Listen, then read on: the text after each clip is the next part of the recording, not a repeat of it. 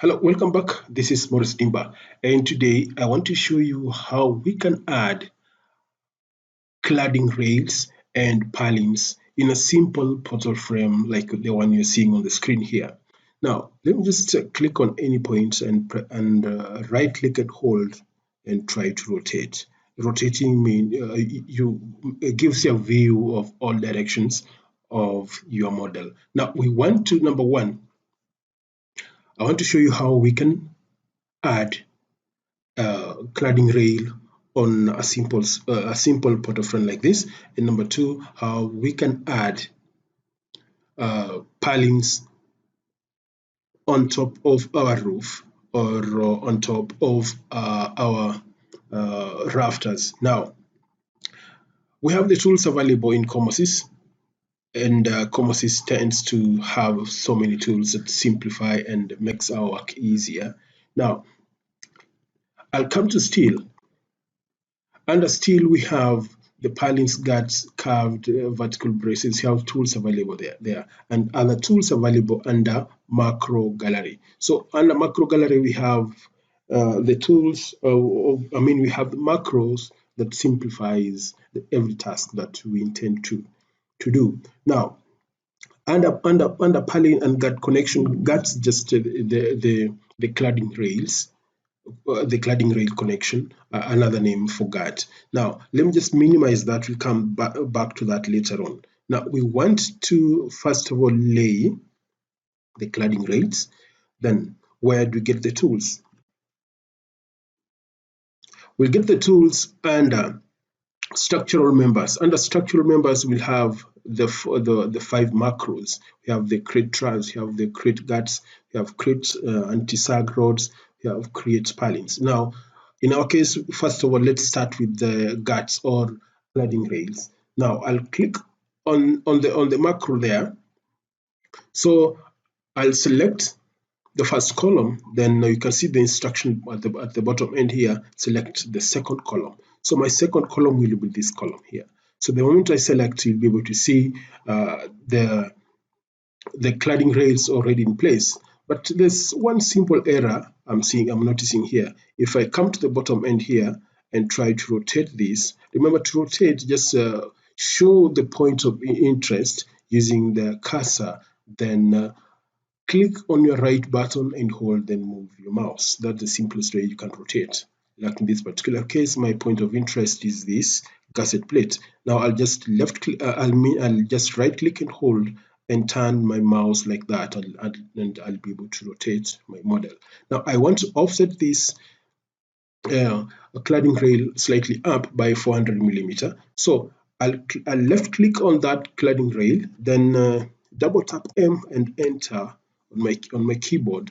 So this will bring this multiple gut creation macro dialog box to me or to us. Now at the end here is where we'll be able to add that 400 millimeter to push it or to take it back slightly to avoid the collision between the gusset plate and the cladding rail. So once I've done so, I'll just go ahead and click apply and give it an OK, and you can see it has moved up slightly. So there is no collision between the cladding rail and the gusset plate. Now, we'll do the next thing here. We'll just select this, select all this, Control A, then we'll enter on our keyboard, then we'll come under grouped object selection. We want to narrow down on the cladding rail. So I'll come to profiles. So under profiles, I'll select beam groups and pick on the guards here and click close. Though I've selected, but very few has been selected. So I'll just click on empty screen to deselect everything there. So I'll come back again and select all, then enter on my keyboard, then come to profile, then I'll pick beam group right there. Then I'll come to UPN. This is a profile for the cladding rail. So I'll pick on that. So if I close that, I'll be able to see everything has been selected. So I want to mirror this on the other end. So I'll come back here and right click and come to special copy and select a mirror command. So my mirror location has been already identified, but you can just pick any point in the middle, between this beam and that beam, and that location. This just select on this point and all the way to snap on any point here, wherever you will find a snap, and that will be my mirror. So this is my mirror. So once I've defined my mirror point there, I'll come to options here and click run. So the moment I click run, everything will be copied on the other direction. So you can see that we have copied all the purlins on the other, all the cladding rail on the other side. So we'll come back here and do the same to purlins. Purlins will lay purlins on top of the rafters or on the roof, just to carry or to suspend the iron sheets. Now I'll minimize this for now, or I can still use it because we've not laid the purlins on top of the roof or on top of the rafters. So I'll come to purlins. I'll select on purlins. So I want to pick my purlins from this part, from this end to that end. Remember, the direction of picking of the beam also dictates on the orientation of the purlins. So I've picked from this end to that end. So if I pick on that, I'll right click, you'll be able to see, I'll be able to connect my cleats at the back right comfortably. So if I do the same thing here, I'll come here, I'll come to purlins and select this beam from that direction to this direction. Also, you'll see the orientation now differs. You can see now the back of this purlin is on the other side, so I have to place my cleats on this end. So I would prefer the other way around. So I'll come here and first of all select this particular rafter and select this rafter here. So once I've done so, right click to get off that command, or to come out of that command. So I want to feed in the exact interval dimensions between the purlins so that I'll be able to also run away or to avoid collision between the gusset blade that holds the bracings on top of the rafters. Now, what I'm going to do, I'm going to feed in a dimension here that will be able to avoid this collision. Now, I'll come back and click undo because the orientation of the purlins I'm not comfortable with. Now I'll come back here and select on this member and select on that member. Right click. So we have the back end of our purlins are in the right orientation. Now let me just key in the exact interval distances between the purlins so that I'll be able to work conveniently with regard to these insert plates or gusset plates welded on top of the rafters, so that I don't collide, I don't create any collision. So my interval distances will try to run away from these gusset plates. So let me just select on a particular purlin, then double tap letter M on your keyboard, then enter. So the moment you enter, this will bring the dialog box for us to customize or set up the right distances. Now in here, I'll feed in, I only need 8 of these times 50 by 80. Then at the end here, I'll need an offset of 290 right here. So the distance between each purlin, this will be 1.58. So if I come here and click apply and give it an OK, I'll be able to see I'm slightly off these gusset plates that we've used to connect the braces. So in here we are not interfering with any of this, and in here we are not interfering with any of these gusset plates all the way to the far end here. So what I'm going to do, I'm going again to copy this I'm going to copy this. I'm going to select all or control all, then enter. I'm going to control all, then enter. I'll pick on profile, then select beam group, and the beam group I want is the purlin. So I look for the purlin here. I select on the purlin, then click close. So if I zoom out, I'll see I've not selected, everything hasn't been selected. I'll go back and press Control All and enter. Then on this group object selection comes up, I'll pick on the profile, then select the beam group, and the beam group I want is purlin.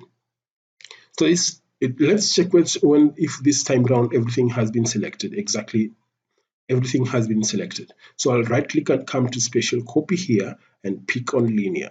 So by default, our mirror point is still intact. So what I'm going to do under mirror dialog box here, I'll come to options and just run that command to give it an okay to run a mirror command. So I'll give it some time to run that command. So if I click on empty screen, I'll be able to see everything has been copied the other end. So if I come here and rotate, you'll be able to see we have our purlins already in place. So what we are going to do, we are going to copy or create a connection.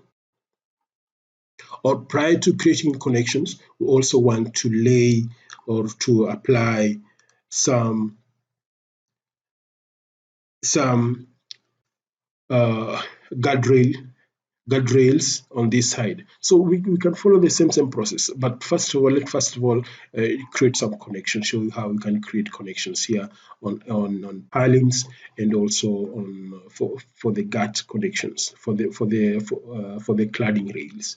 Now, where do we get the connections or the connection macros? Let's first of all minimize this, and we'll come to purlin and gut connection. This is a macro. This is where we get all the macro that will be very much useful to us when we want to create the connection for the purlins and the cladding rails or gut. Now I'll come to purlins there. Then let's first of all start with the gut connection. So the gut connection, we want to connect this. So the moment I click on that, first of all, we want to check in or to take a look inside the this dialog box of this particular macro. So I'll press Shift on my keyboard and left click on that particular macro. So this will bring up this dialog box. So inside this dialog box, we'll be able to put in some instructions here. Like I want to extend my cladding rail by slightly 150, but 150 is very small. I'll give it 300 millimeter. And now the clit, I'll reverse it. I'll check reverse and apply the offset to apply this offset. Now I'll go ahead and click apply. When we have clit profiles, here we have all the clits available. You can pick one and apply. Plate folded, we have all these in place. Brackets, you can change or modify the type of brackets you want to apply on your gut connection. So let's just come to figure here, then apply and give it an OK. Now, if I come back here and invoke that command and pick on the beam, pick on the column and pick on the gut, then right click, I'll have my connection in place. So what am I going to apply this to the rest of the purlins? That will be a lot of time to waste. So I'm going to select first of all purlins, then select the cladding rails. So how am I going to do that? I'm going to press Control, then enter on my screen, then pick profiles, then come to beam group, then pick on the guts first. Then I'll click OK. So the guts are selected halfway. So I'll repeat the same thing and enter on my keyboard, pick on the profiles, select on the beam, then pick on the guts. So this time around, I think all of them have been selected. Some few have been left out. I'll go back and press Control All, enter on my keyboard, select on profile, pick beam group and pick on the gut. I'll close that. So this time around everything has been selected. You can see that one on the other end. So I can come to auto connect here. So the moment I come to IntelliConnect here, I want to, or IntelliConnect is just a tool that you can use to auto connect two components. Now I want to connect these to the beam, all these guts to the beam, to the columns. So I'll come to gut and select the gut connection here. So the moment I select on the gut connection, I'll have a variety of connections that are available here. So I'm interested in this particular connection. I'm interested in this bracket type. So the moment I click on that bracket type, I'll go ahead and click. I'll enable auto, but I'll just retain it at bracket, then go next. So the extension here, I gave it 300. So I'll go ahead and click run. So I'll give it some time to run, but I don't think whether it has been effected because I can't see any indication that something has been done. I'll come back and click gut. So once I've done so, I'll select auto, then come here and click next, then apply offset for end purlins. I'll click run. Connecting node finished, but something has just gone wrong. I haven't seen any connection done here, so let me just counter check that. I haven't seen any connection. Now I'll come back to that. I'll click reverse and I'll pick that. So the moment I've done so, I'll come back and redo it. I'll click next and click run. Still not responding. So if it doesn't respond like that, what we'll do now, we'll just come back here and try to invoke this, activate that command, and we want now to apply these connections here. I'll pick on the column, then pick on that, then right click, and we'll be able to get that connection in place. So I just go and do the same thing here, select on that and pick on that, and select on that. So we have our connection in place. So I'll select the column that select the procedures is wrong. So I'll just pick on that column and this and right click, and we have our connection in place. So what I'm going to do, I'm going to clone this particular connection. So I'll try to use another method of cloning these similar connections. So I'm going to pick on this member. I'm going to select this particular connection. I'll press Control, select on that, and select that joint. So the moment I've selected on that joint, I'll also select on that. So once I've done so, I'll come to IntelliCon and try to clone that. So if I clone that, I'll have information that there are 106 unconnected joints found in the model. So I'll go ahead and click proceed, and let's see if we can have a similar connection applied to the rest of the connections. So if I cancel that, or if I proceed, we have the 106. So let me just give it some time to process that information. Let's just give it some time to process that information.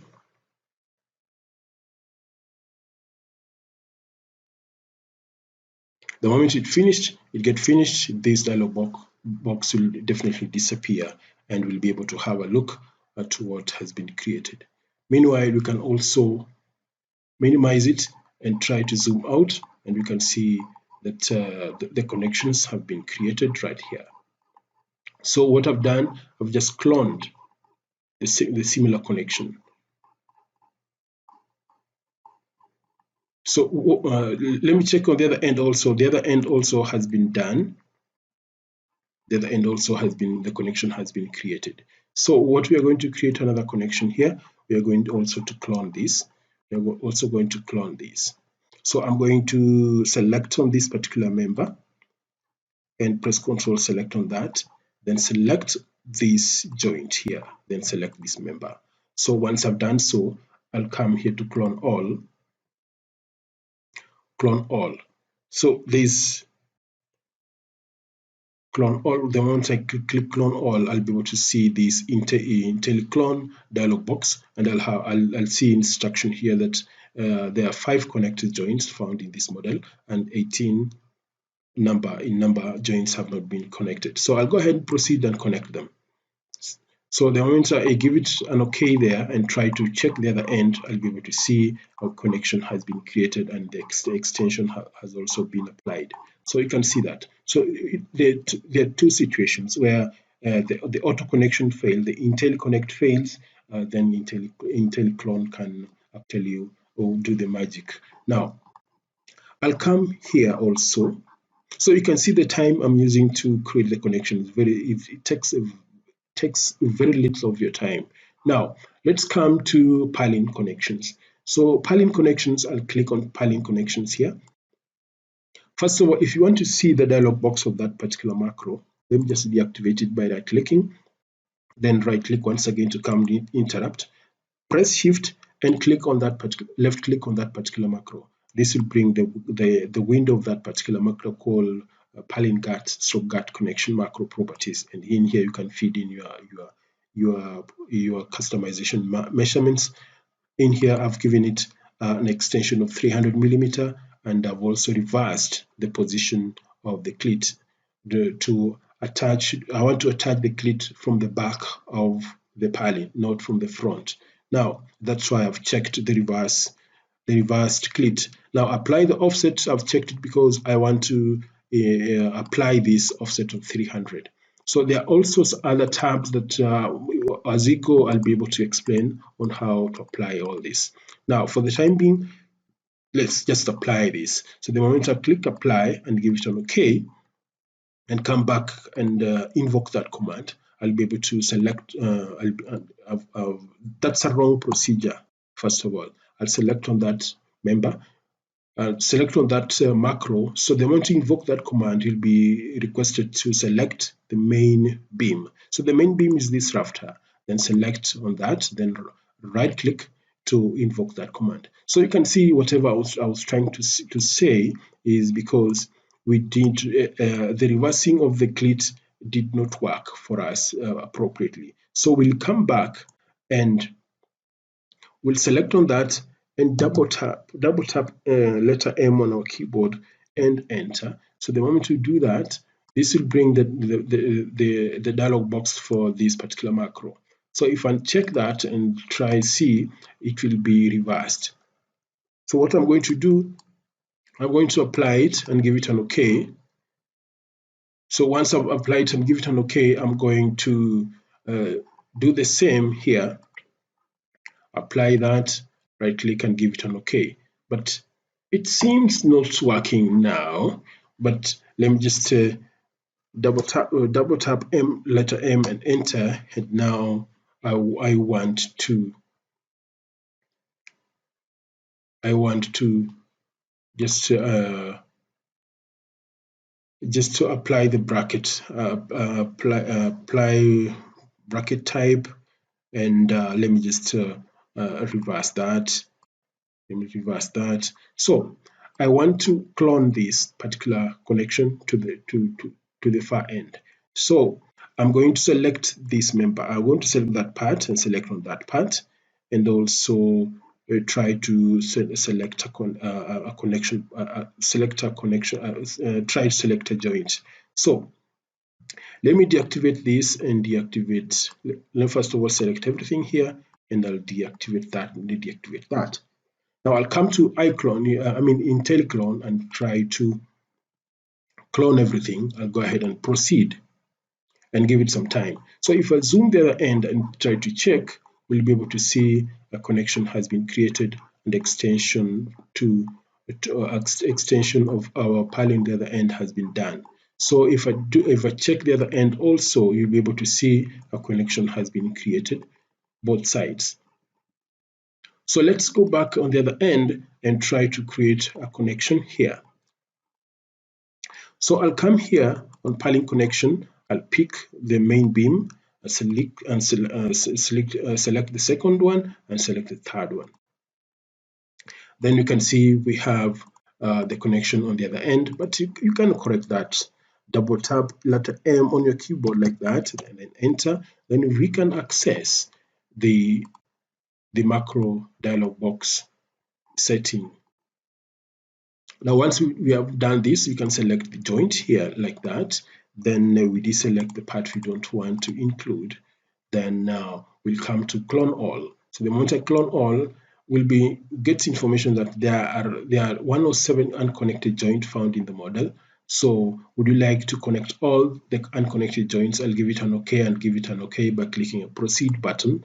Then give it some time to process the information. So the moment it's done, we'll be able to minimize this. So it has been done. So if you zoom out, you'll be able to see everything has been connected.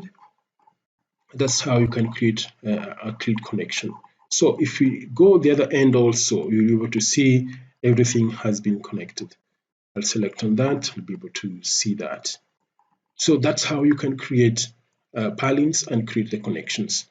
So let's try to apply some guards on the gable side. So I'll do so by coming to steel structural members here and select on the guards. So if I click on that member and come all the way to click on this member, I'll be able to see the guards already created. You can see that. So what I'm going to do, I'm going to follow the same procedure. I'll come back to purlin and guards connection and pick on the guard connection here. So you can see here, I have a slight collision here. So what I'm going to do is just select on the member, double tap on letter M on your keyboard, then enter. So the moment you enter, give that offset dimension, then click apply. So we'll slightly move up. So we want to create a connection here. So how do we do that? How are we going to do that? I'll come here and press shift and left click on guard connection. So in here, I'll retain this as it is.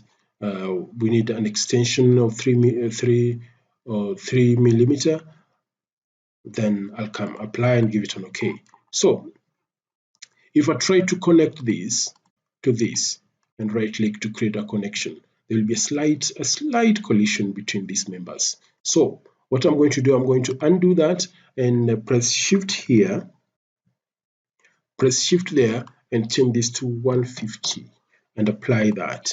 So the moment I've changed that to 150, I'll pick on this member as the main member, select on this, then right click. So we have a slight, so there is no collision here. So we have our cleat in place. So I want to clone this. I'll select this particular connection here, then press Ctrl and deselect that. I'll come to clone, I'll clone all, I'll click yes, I'll give it, there are 11 unconnected joints, I'll give it proceed, and if I go down here, you'll be able to see all the joints have been connected, and if I go to the end also, the joints have been connected. So I've just created a joint and clone it, and a cloning means apply to similar connections if available. So I want to create a joint here also. I want to pick this, I want to pick the column as the main member, then pick this member, then pick the second member here, then that's it. So I want to clone this once again. Select on that, right click, select on that particular joint, then I'll leave this out, I will leave that out, and I will leave that out. Then I'll come here and then click clone all. So I'll have information here that there are 17 unconnected joints found in this model. Would you like to connect all the unconnected joints? I'll give it OK, I'll give it an OK by clicking proceed. So if I click proceed, it will take some time to process that information. So the moment that information has been processed, we can now get rid of this dialog box. So let us first of all finalize the instruction first. We'll get some time and once it is done, we'll just close it. Just give it some time to process the information. There we are, and the process has been finished. And if you click on that, you can see we've created a connection there, and we've created a connection there, and the connection is right there. So this is how fast it can move. So instead of clicking one by one, it can take you years and years, and it's tiresome and boring. And this is how good COMOSYS have made things simple. Now, if I come here and try to rotate this, you can see everything has been done, and the gap also has been created. Now you can see that. Now, thanks a lot, and I think you've gotten something, and I hope if you try it, you'll be able to apply the workflow. Though there are so many workflows that you can apply, but being as starting from the basics, I want to start from the basics before you can engage yourself onto advanced workflows. And starting from the basics is always the key route to the success in anything. Now, the moment you understand the basics is the better. Now, let's meet then, and I'm Maurice Dimba. Don't forget to subscribe.